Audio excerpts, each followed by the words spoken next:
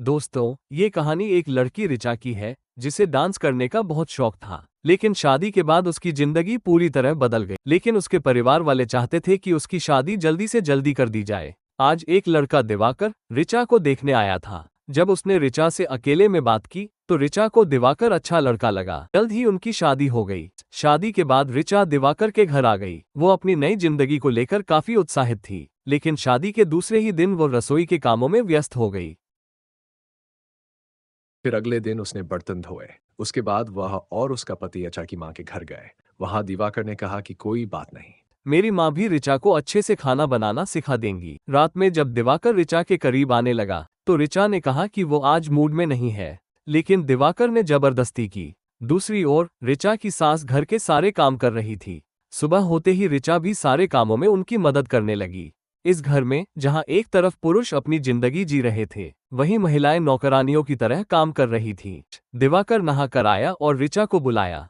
उसने उससे अपने कपड़े मांगे। रिचा को ये बहुत अजीब लगा कि वो खुद अपने कपड़े भी नहीं निकाल सकता। खाने के समय भी दिवाकर और उसके पिता हुक्म चलाते थे। उन्हें तवे से गरम रोटियां चाहिए होती थीं। रिचा और उसकी सास उनके खाने के बाद ही खा पाती थीं।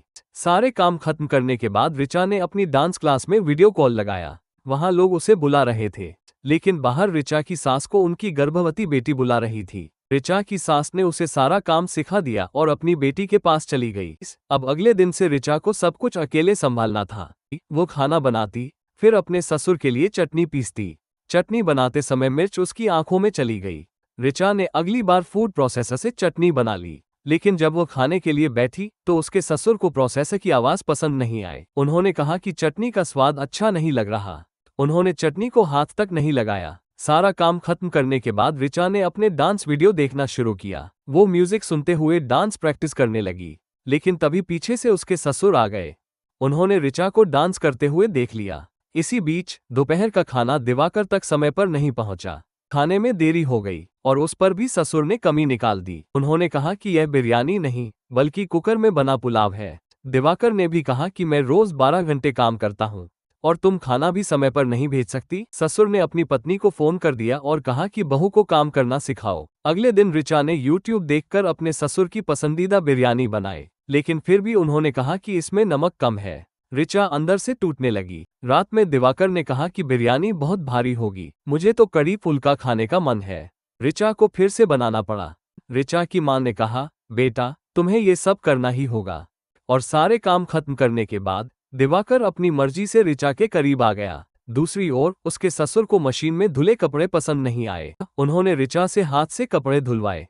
अगले दिन रिचा ने किचन में एक पाइप का लीकेज देखा। उसने अपने पति से कहा, लेकिन उसने कुछ नहीं किया। रिचा ने दिवाकर से अपनी डांस क्लास के बारे में बात की, लेकिन उसने ध्यान नहीं दिया। अगले दिन रिचा के पीरियड्स आ गए। ये सुनकर दिवाकर चौंक गया, क्योंकि वो रिचा को गर्भवती करना चाहता था। उसने कहा, अब तुम कुछ दिन किचन में मत जाना, आराम करो। उसने अस्पताल से एक सफाई करने वाली बाई बुला ली। रिचा ने उससे पूछा कि क्या वो कोई नौकरानी रख सकती है, तो बाई ने मना कर दिया। उसने कहा, इस घर में कोई काम नहीं करना चाहता। कुछ दिनों तक वही औरत दिवाकर और उसके ससुर को खाना खिलाती रही। रिचा अपने डांस वीडियो देखती रही। उसने एक डांस टीचर की नौकरी के लिए अप्लाई कर दिया। जब रिचा ने अपने पति और ससुर से इस बारे में बात की तो दोनों ने साफ मना कर दिया। ससुर ने कहा, हमारे घर में ये सब काम सही नहीं लगता। अगले दिन कुछ रिश्तेदार घर आए। आते ही उन्होंने अपनी अपनी फरमाइशें रख दी। किसी को चाय चाहिए थी, किसी को शिकंजी तो किसी को गर्म कॉफी। जब रिचा ने सब कुछ बना दिया तो उन्होंने उसमें भी कमियां निकाल दी और फिर अलग से खास पकवान बनाने की फरमाइश कर दी। अगले दिन रिचा सुबह 4 बजे उठकर सारा काम कर चुकी थी। लेकिन जब वो इंटरव्यू के लिए जाने लगी तो उसके ससुर ने रोक दिया। उन्होंने कहा, तुम्हारी सास ने भी PhD की थी, लेकिन उसने परिवार की देखभाल की, तुम्हें भी यही करना होगा। रिचा ये सुनकर टूट गई। लेकिन वो अपनी दोस्त के घर गई। वहां भी डांस की बात चली। दोस्त का पति बहुत सपोर्टिव था। रिचा की दोस्त के पति का उसकी दोस्त के प्रति सहयोग देखकर दिवाकर को भी थोड़ा एहसास हुआ और उसने घर के कामों में थोड़ा हाथ बटाना शुरू किया। लेकिन एक दिन शराब के नशे में रिचा ने नाराज होकर कह दिया कि उसके लिए वो बस एक मुफ्त की नौकरानी है। इस पर दिवाकर गुस्सा हो गया, लेकिन घर जाकर कुछ नहीं कहा। रिचा ने उसे मनाने की कोशिश की तो दिवाकर ने माफी मांग ली, लेकिन उसके बाद फिर वही किया जो वो हमेशा करता था।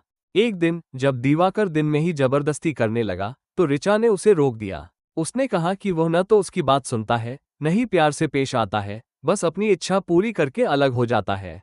जब उसने अपनी भावनाओं की बात की तो दिवाकर ताने मारने लगा कि लगता है तुम्हें अपनी इच्छाएं पूरी करने का अच्छा अनुभव है। अगले दिन दिवाकर की बुआ घर आई और गंदा किचन देखकर ऋचा को ताने मारने लगी। उन्होंने कहा कि उन्हें खाना बनाने का बहुत शौक है, जिस पर ऋचा ने जवाब दिया कि उसे भी डांस करने का बहुत शौक है। इसके बाद करवा चौथ आया। दिवाकर की बुआ ने व्रत रखा लेकिन दवा न खाने के कारण चक्कर आने लगे। फिर भी उन्होंने ऋचा को ताने मारते हुए कहा कि वह खाना न खाए, क्योंकि उसने सुना था कि ऋचा खाना बनाते वक्त थूक देती है। शाम को दिवाकर ने ऋचा से कहा कि वो अपने डांस वीडियो डिलीट कर दे, क्योंकि यह सब अच्छा नहीं लगता। लेकिन ऋचा ने मना कर दिया। दिवाकर ने गुस्से में पूछा कि अगर वो वीडियो डिलीट नहीं करेगी तो क्या होगा। बावजूद इसके ऋचा ने करवा चौथ की रस्म निभाई। अगले दिन उसके ससुर का जन्मदिन था। ऋचा को पूरा खाना बनाना था। घर मेहमानों से भरा हुआ था। तभी एक रिश्तेदार ने शिकंजी की फरमाइश कर दी।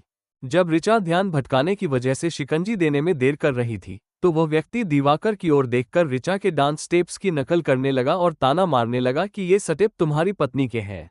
ये देखकर दिवाकर को गुस्सा आ गया। उसने ऋचा से कहा कि उसने उसे अपने वीडियो डिलीट करने को कहा था, फिर भी उसने ऐसा नहीं किया। साथ ही उसने शिकंजी अभी तक क्यों नहीं दी।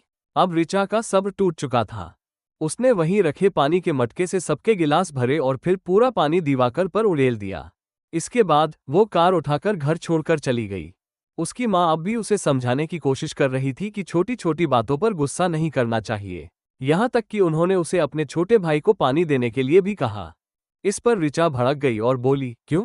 क्या वो खुद पानी नहीं पी सकता? उसने साफ कहा कि उसके घरवालों ने उसके भाइयों को बिगाड़ दिया है। इसके बाद कहानी कुछ समय तक आगे बढ़ी। दिवाकर ने दूसरी शादी कर ली और ऋचा ने अपने डांस के सपने को पूरा करने के लिए कदम बढ़ा लिए। और दोस्तों, इसी के साथ हमारी कहानी समाप्त होती है। इस कहानी पर आपके क्या विचार हैं? हमें कमेंट करके जरूर बताएं।